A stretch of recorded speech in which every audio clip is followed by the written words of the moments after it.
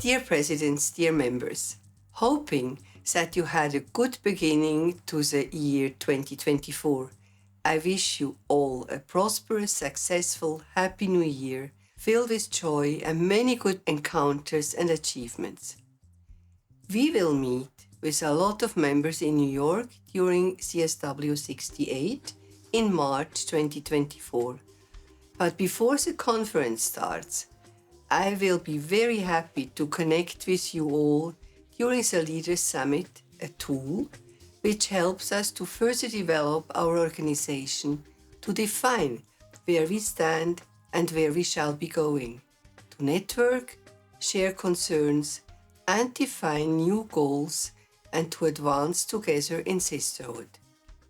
This Leader Summit will take place on the 8th and the 9th of March and the Claire Fulcher dinner, during which we will honor our UN representatives on the 10th of March. You will find the information on our website bpw-international.org.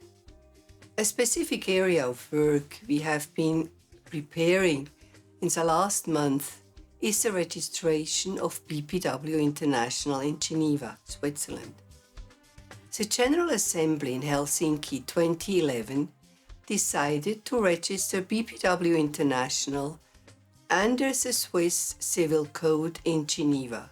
Unfortunately, the international president of this time was not familiar with the federalistic structure of Switzerland and registered us with the Welcoming Center of the Canton of Geneva for NGOs with consultative status with the UN, briefly called GAGI, but not with the Registry of Commerce. I discovered this during my time as Vice President UN. The Anti-Money Laundering Act in Switzerland now requires NGOs of our size to be registered until July 2024. Why is registration important? We do need a registration number for the banks to receive funds for projects and also for legal purposes. Registration with an official registry office will guarantee transparency, as all registered companies and NGOs are in a database which is publicly accessible. As a consequence, we will have to comply with the article relating to organizations under the Swiss Civil Code. This means that we will have to amend our international constitution.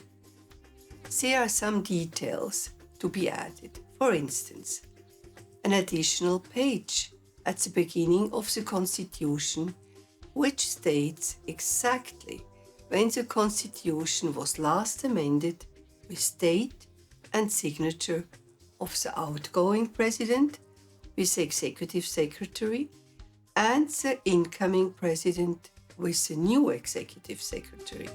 Moreover, we need to declare the signatories in the constitution.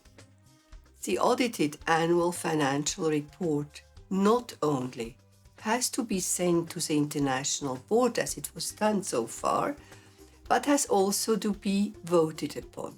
Therefore, the International Board will have to have a virtual vote on the acceptance of the report once every year. Moreover, there will be an appendix with definitions. The executive submitted a motion to the International Board in mid-December of last year to convene an extraordinary General Assembly, during which our delegates vote on the amended constitution virtually. During November and December 2023, we informed all 5 regions and presented the draft constitution. To remedy our now vulnerable position, we need the collaboration and support of you all.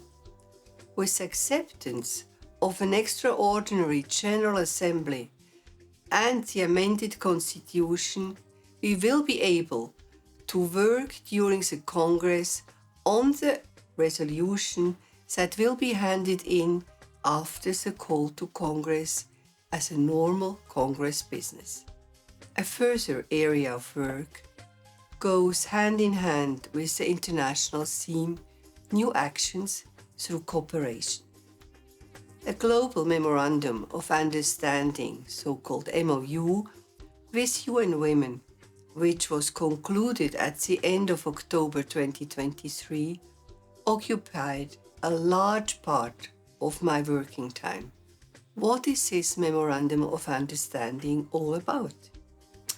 In partnership with UN Women, we will bring together the respective programs Women Impact Trade Hub and the Women's Entrepreneurship Expo.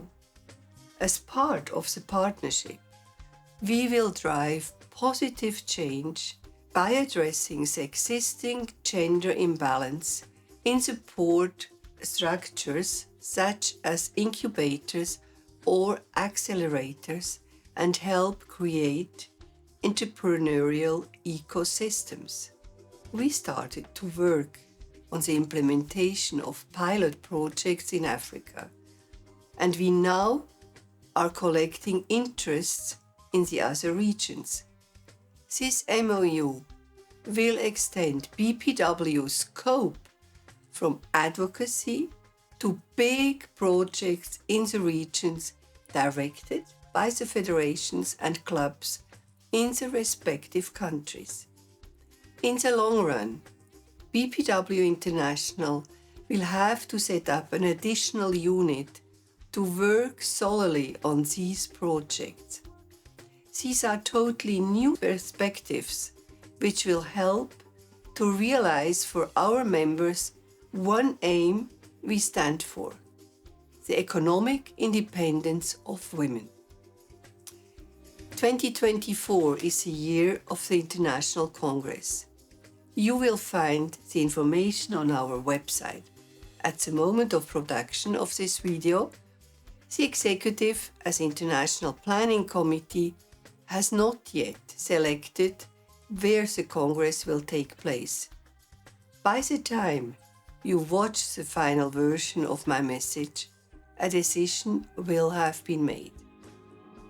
I wish us all a peaceful year and hope also that our sisters in Ukraine, Palestine, Israel, Turkey, Morocco, and all over the world where war, conflict, economic crisis, earthquake, and climate change have had a negative impact on the everyday lives of our members, will finally get some time to breathe and recover. I wish us all an enriching time in our great network of business and professional women. And hopefully, I will see you again soon.